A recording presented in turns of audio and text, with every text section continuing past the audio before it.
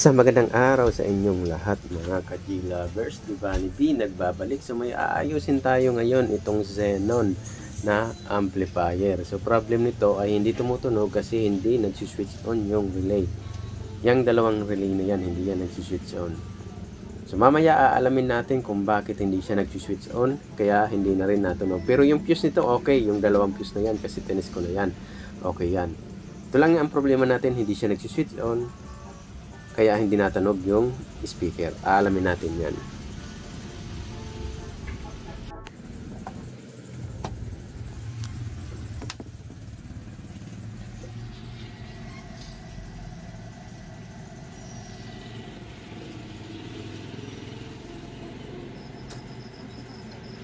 So, ayan, pansin nyo ba mga ka-G-Lovers, hindi siya nag-switch on yung relay.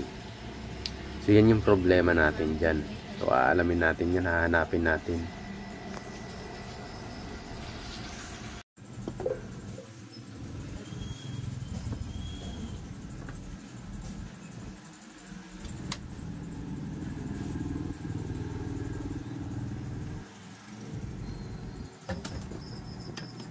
Bali, ang ginawa ko dito mga ka-G-Lovers, syempre nag-check ako ng voltage biasing. So, inaalam ko kung may problema ba talaga, kaya hindi na-switch on yung relay.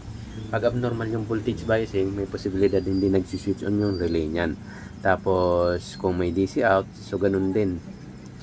0.4, okay naman siya. 0.4, okay din naman. 0.4. Hop, yung isa pa. 0.4. Bari, 0.4. So, okay dito sa may bandang baba. Sa bandang taas tayo. So, hindi pala kita yung multimeter natin. 0.4 din.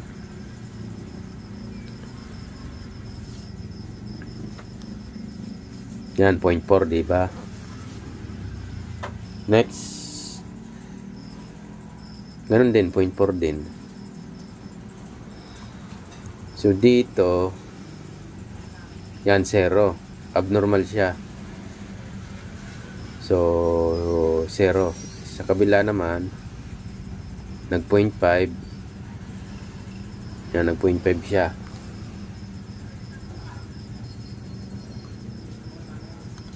Zero. Nag 0.5 na naman. Abnormal siya, fluctuating.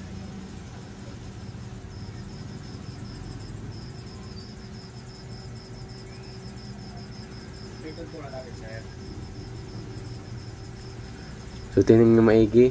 Yan, nag-0 na, diba? Kanina, 0.5 din yan. Yan, ito, 0.5 talaga to kanina. Nag-0 na din. Solar. Yan, kita nyo, nag-0 na. So, itong dalawa na to, may problema. So, hahanapin natin yan kung bakit wala siyang voltage biasing. Sa una mong test, meron siyang 0.5 tapos nag-drop down na siya, nagiging ng 0.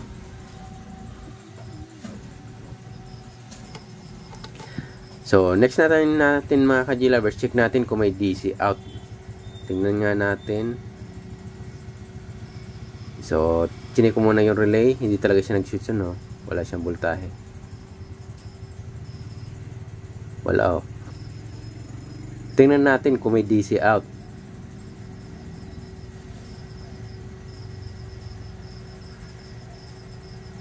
Wala. Oh, dito mayroon, oh. Ang taas, 50 plus. Nakita nyo ba? Yan, ayusin lang natin yung multimeter. Yan, okay. Sa kabilang channel, okay naman. Pero dito sa kabila, yan, okay naman yan, no? So, yan, okay siya, diba? Dito. Kasi hindi pa nag-switch on yung relay. Dito dapat mag-test. Yan, papunta dun sa kabila. Itong sa kabilang channel naman, ito. 54 volts DC. So, meron nga tayong output DC. Yan. So, next natin ay check natin yung drive. Kita nyo, taas ng DC niya. Check natin yung drive. So, siguro tanggalin ko muna tong mga ka-G-Lovers para makabilo tayo. Kasi may mga kalawang dyan sa loob. Tanggalin ko muna yung heatsink. Yan, tanggalin natin muna yung heatsink. Balik tayo pag natanggal natin yung heatsink.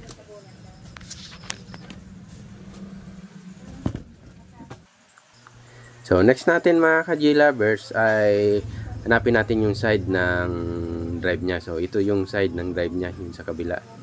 So resolder ko na rin yan muna bago pala ako magtanggal ng heatsink, kasi titingnan natin, baka malay mo resolder lang to. So niresolder ko muna ito mga ka-G-Lovers, tapos titestingin natin ulit kung magsiswitch na yung relay. Pag hindi pa rin nagswitch yung relay, tatanggalin natin yung heatsink, baka may kinalawang na patch dyan. Pag wala naman, isa-isahin natin yung pre-drive. Sa pre-drive to, kadalasan tinatamaan yung mga ganito.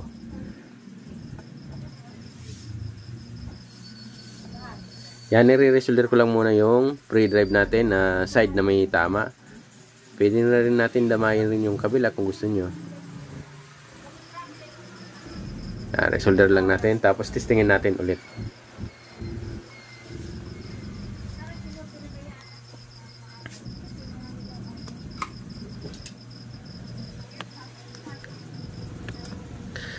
So, yan, nire-resolder na natin.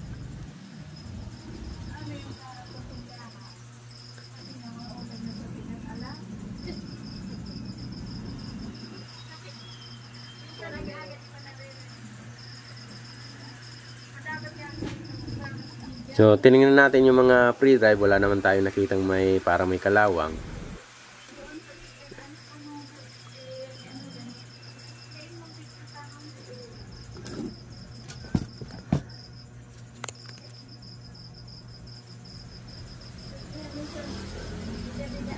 So, testing tayo ulit mga ka-G-Lovers, dahil na-resolder na natin yung drive na may tama. Na-resolder na natin pala. Mag-check tayo ulit ng voltage biasing. Aalamin natin kung may problema ba yung ano natin na drive.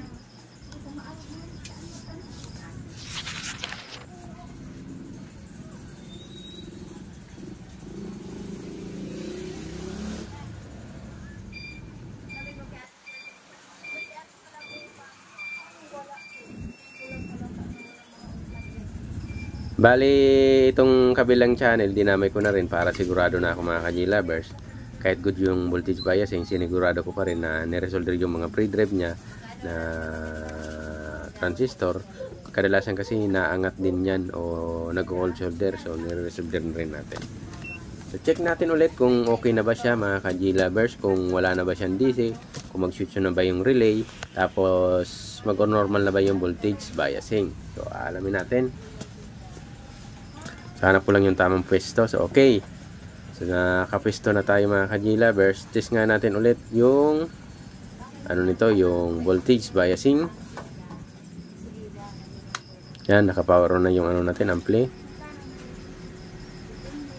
So, hindi pala nakaset sa DC. Set natin ulit sa DC. So, 0.4 naman.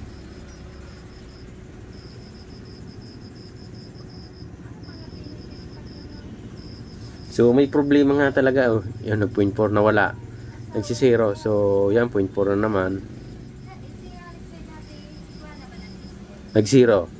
So nagde-drop siya mga ka-G-Lovers, hindi natin maintindihan. Nagde-drop siya, oh. Minsan 0.4. Tapos nagde-drop.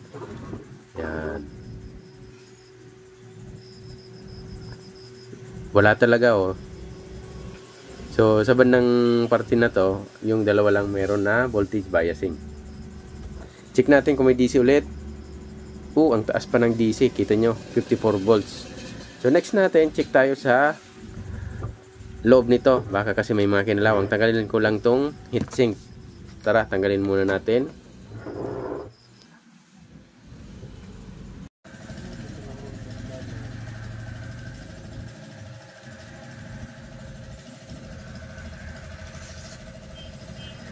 Nung tinignan natin, medyo may alikabok lang, pero wala akong nakitang kinalawang. Yan, medyo may alikabok lang. So, lilinisan ko rin yan. Pero wala tayong nakitang kinalawang na parts. Yung mga pre-drive nito. So, ganun pa din. Okay naman. Yan, yung mga pre-drive na resistor yung tinutukoy ko pala mga ka-G-Lovers. Okay naman yan. Tinis ko na yan kanina. Wala naman siyang na-open na resistor. Yan, kulay puti. Yan, 5 watts. So, walang problema dyan. Dahil walang problema dyan, check natin ulit sa pre-drive. So, mag-check tayo sa pre-drive nito. para malaman natin kung ano ba yung punot dulo, ano pa ba yung problema nito, bakit hindi nagsusunod yung relay. So, kita nyo, nilinisan na rin natin para may makita tayo kung at least may kinalawang dyan, pwede natin mapalitan agad.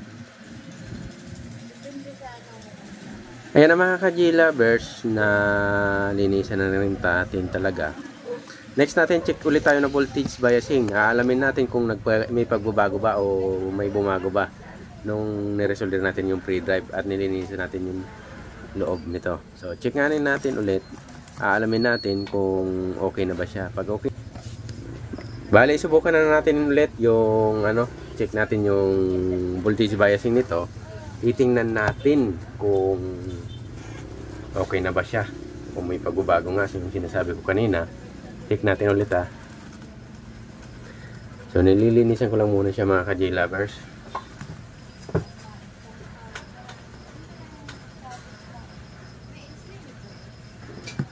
Okay, set up lang natin muna yung multimeter natin para makita natin. Okay, nakaset up na, okay na, pwede na yan. Check nga natin ulit yung voltage biasing nito.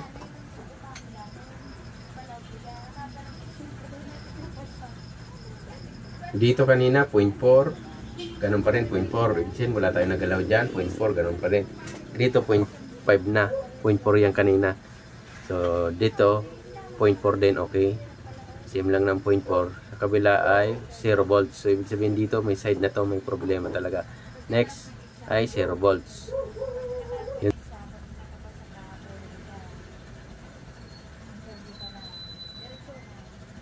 So bali dito talaga yung may problema natin mga ka-J-lovers. So next natin, check tayo ng drive. Ay pre-drive pala, hindi drive. Yan. So yurin lang natin kung saan papunta yan. Papunta na yan dyan.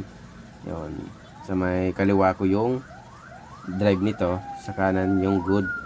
So tara, check tayo.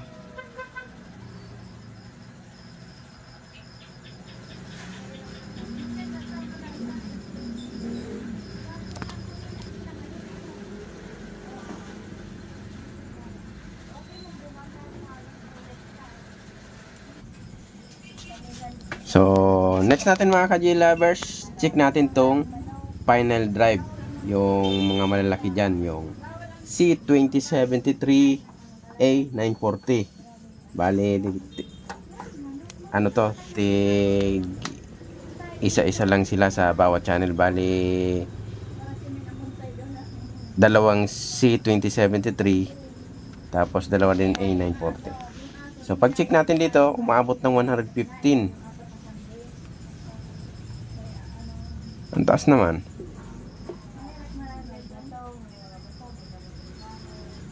So ito 0.5 good, 54 yung niya voltahe, gitna tapos gilid yan dito gitna gilid umabot ng 112. Yan, 0.5 din yung bias niya, gitna tapos gilid. Ito wala siyang voltahe, dapat 54 din to, wala. So dapat ganito yan mga ka-J-lovers. So gitna tapos gilid 54, tapos biasing yan 0.5, gitna gilid 55 54. So ganon din. So nagets nyo ba? Yan, gitna gilid 54, biasing yung gilid. Yan, gitna gilid 54. Dito wala siya. Yan, kita nyo wala, may biasing siya, wala siyang gitna gilid voltahe, diba? Wala. Tapos sa kabila naman ay wala naman siyang voltage biasing, pero may voltahe din naman. Yan, nag-check tayo dito, papunta yan dyan, no? Yan, papunta na yan dyan sa natin, sa output. So siguro next natin, check natin yung mga resistor mga ka-J-lovers. So ito na mga ka-J-lovers, nakaset up na. Check natin isa-isa yung resistor. So 1K, okay yan, good. 3.3 yan, 3.2, 5.6. Ito wala, mig to. So balikan natin to mamaya, mig to. Binaliktad ko yung multimeter, nag-ohm siya. So, ito mig din. Yan, mig. Balikan natin tong mga mig.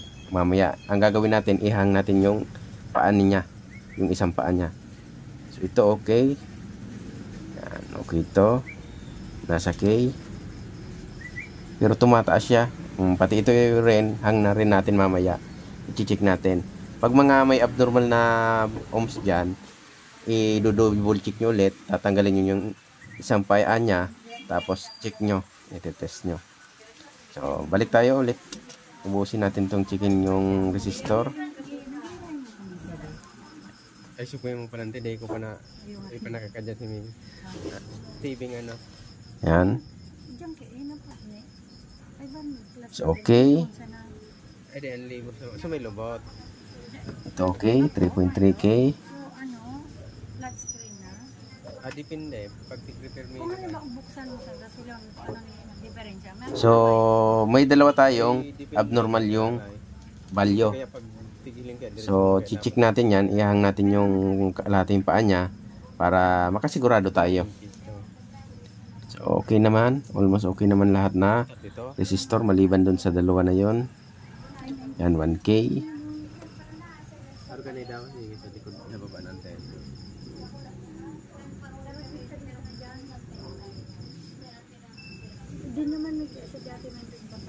Yan, 1K yan.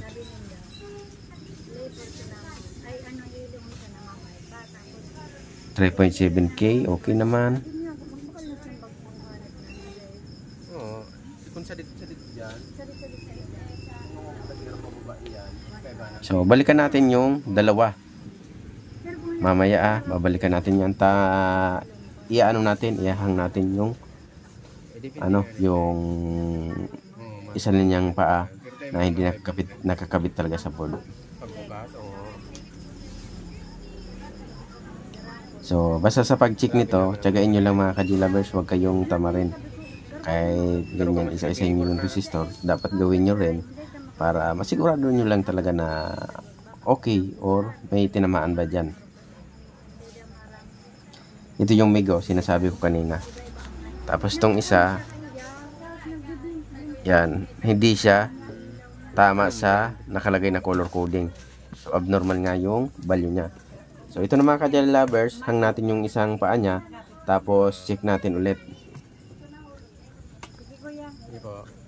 Okay, agyan ko na sa gusto, kulang yung juice mo. Iyo, sabihan ko. Iyo.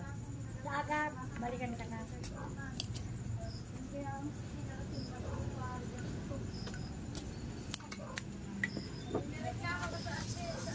Okay.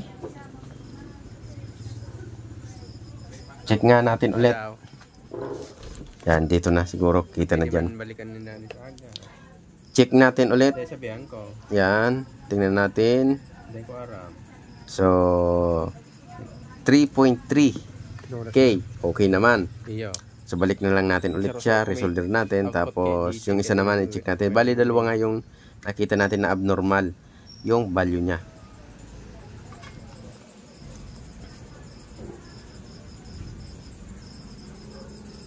Yan, binili ko lang ulit. Yung isa naman, tanggalin natin yung isang paa.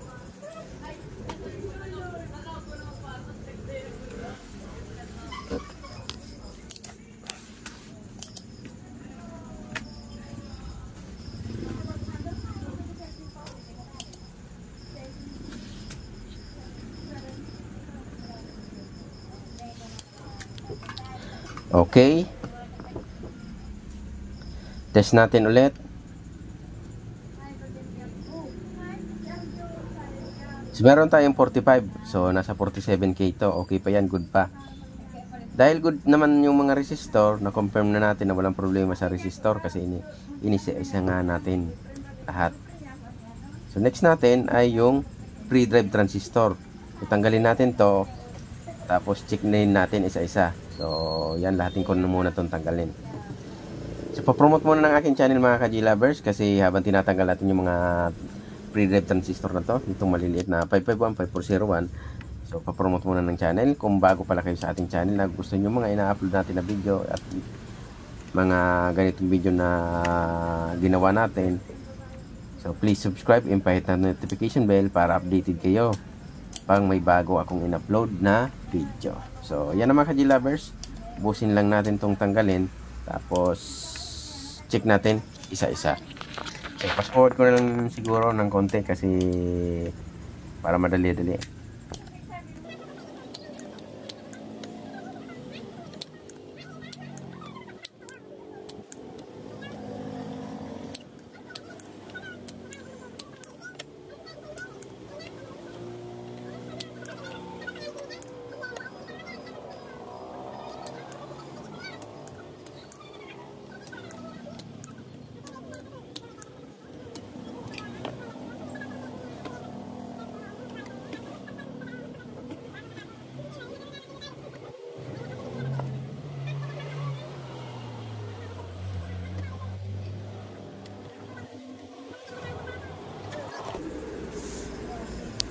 Bali, dapat ganyan kayo katyaga mag-test. So, kailangan isa-isahin talaga.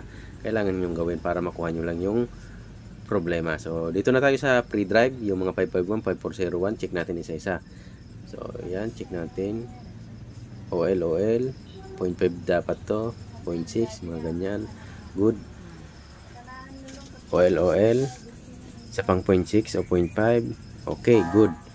So, ganyan lang pag-check. Isa-isahin lang natin. Okay, good. Good.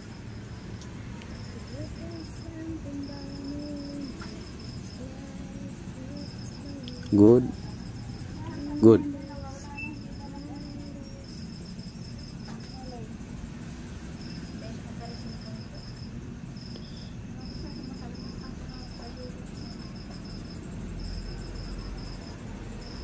Good. Good.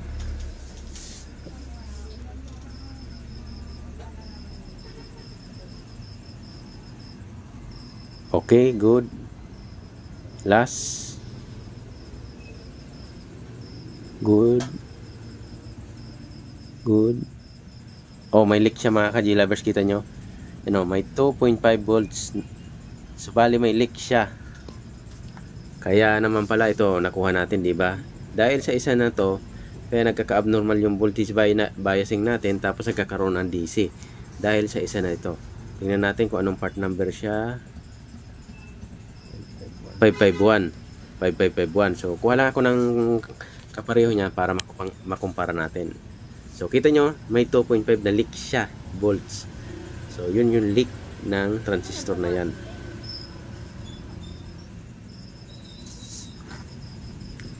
So, ito kakuha na tayo mga ka-G-lovers. Yan, kumparin lang natin para malaman nyo na talagang tama yung sinasabi ko na si Rayon. 2.4, 2.5 na leak. Kunin natin yung bago. Dapat OL yan. Kita nyo, OL. Yan. Di ba wala itong leak. Good. Yung isa ay may leak na. So, kailangan natin tong alisin. Yan, palitan na natin yan. So, try nga natin, palitan natin ulit to. Kabit na natin yung mga pre-drive natin. Tapos, check tayo ng voltage biasing. Malalaman natin.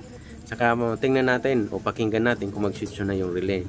Once na mag-switch na yung relay, may posibilidad na wala ng DC yung yung output speaker. So, kabit ko lang to. Tapos, check tayo.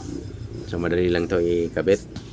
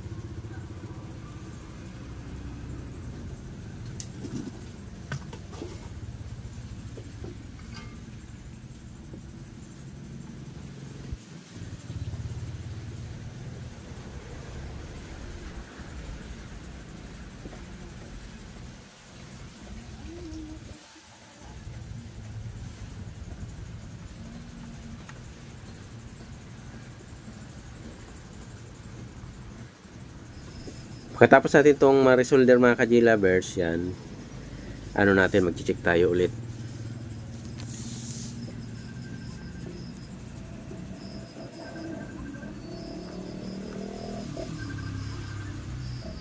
So, bali, kinabit na natin lahat. Maliban dun sa isang nakuha natin.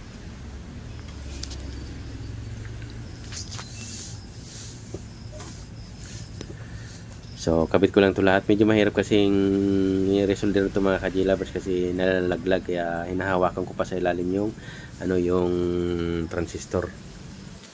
Para hindi malaglag. Pag nasolder na natin kahit isang paa, okay na yan. Hindi na yan malalaglag. Kaya pwede na natin siyang lahatin.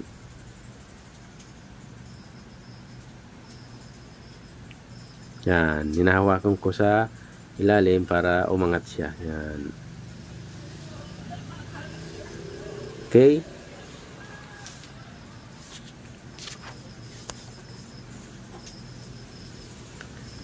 So, napaka-importante mahilig kayong magtiyaga. Importante dyan yung tiyaga para makuha nyo yung problema, lalo na dito sa amplifier na to na talagang mabusisi talaga pag inaayos.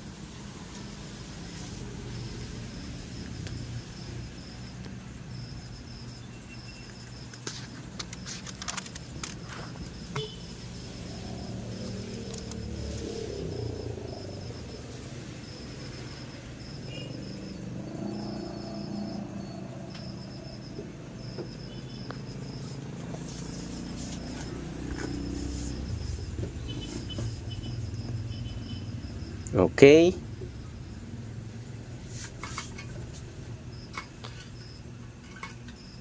So, bali, linisan muna natin para siguradong walang mga maliliit na talamsik na lead magsabit yan sa pagitan ng dalawang paa. So, yan, linisan lang natin.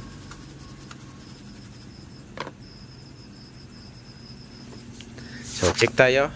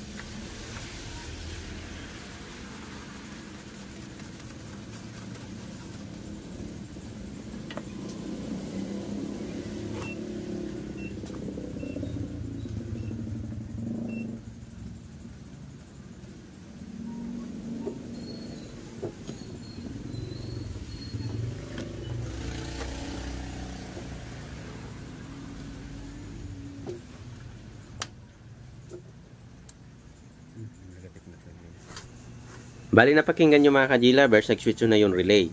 So, meron na tayong 0.5 na biasing dito. Sa kabila naman, same na sila, 0.5. Dati kanina wala yan, 0.5. So, tingnan natin kung may 54, 55 na to. So, gitna, gilid, 54. Wow, hindi na siya 100 plus, 111 kanina yan. So, kita nyo, 54, 55. So, okay na to. Diba? Dahil lang dun sa maliit na transistor na yon, yung 5551. So, nagka-problema yung voltage biasing natin, tapos nagka-DC output. So, nag-switch on na rin yung relay. So, papakinggan natin yung relay na nag-switch on na. Tapos, check natin yung voltage biasing nito.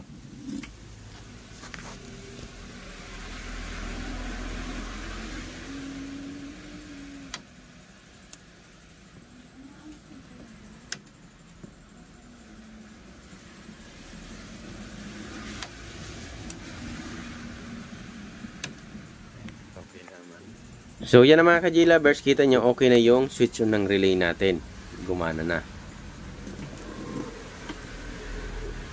Yan, check natin yung voltage biasing. Yan, kanina na abnormal. Yung pawala-wala. Tingnan nga natin, 0.4. Wow, ang ganda na, diba? 0.4. Yan o, yan yung sinasabi ko sa inyo, 0.4. Okay na siya o. 0.4. Tingnan nga natin yung iba pa. Baka nagalaw na wala na din. 0.4 o same na talaga o. Ganda na ng biasing. 0.4, 0.4, 0.4, Pantay na sila lahat, 0.4. Okay na to mga ka-G-Lovers. Kaya may posibilidad wala na yan DC kasi nag-switch on na yung relay natin. So next natin ay kabit natin yung output. So, skip na lang natin.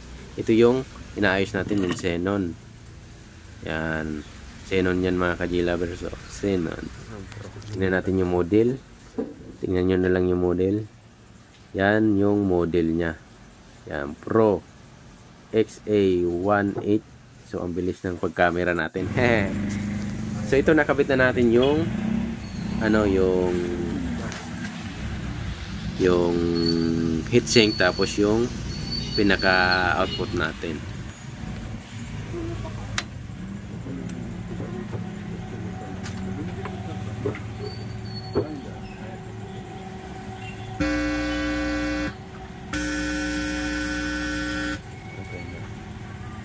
Napakinggan nyo mga ka-G-Lovers, both left and right, okay na siya. So next natin ay sound check.